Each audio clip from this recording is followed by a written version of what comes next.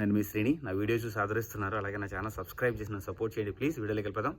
ఏంట్రా వీడు పొద్దునే లేచి వీడియో చేస్తున్నాడు అనుకుంటున్నారా? అవునండి, నిద్రమోహంతో లేచి మరి ఈ వీడియో చేస్తున్నాను.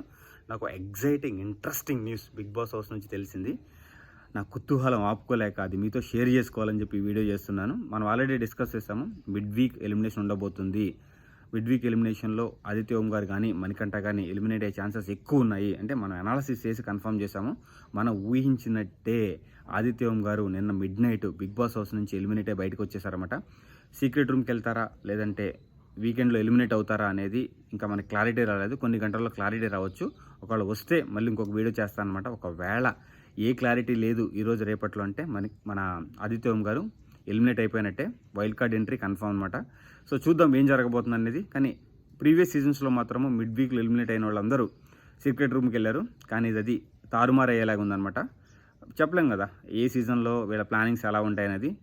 ఈ సీజన్స్ చాలా ట్విస్ట్లు ఉంటాయని చెప్పారు కదా, ఇన్ఫినిటీ ఆఫ్ ట్విస్ట్ అని చెప్పారు కదా. సో ఇది కూడా ఒక ట్విస్ట్ అయి ఉండొచ్చు. ఆదిత్య ఓం గారు మిడ్ వీక్లో ఎలిమినేట్ చేసేసి బయటకు పంపించేసి మేబీ ఈ వీకెండ్లో ఎలిమినేట్ అయ్యే వాళ్ళని సీక్రెట్ రూమ్ పంపించవచ్చు కదా.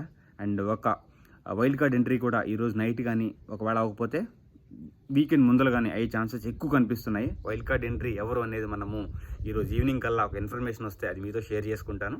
సో ప్రస్తుతానికైతే ఇదే నా దగ్గర ఉన్న ఇన్ఫర్మేషన్ అండి. సో ఎందుకంటే ఆయన ఎలిమినేట్ అయ్యారని తెలియగానే ఎగ్జైట్మెంట్తో ఈ వీడియో చేసి మీతో షేర్ చేసుకున్నాను అనమాట.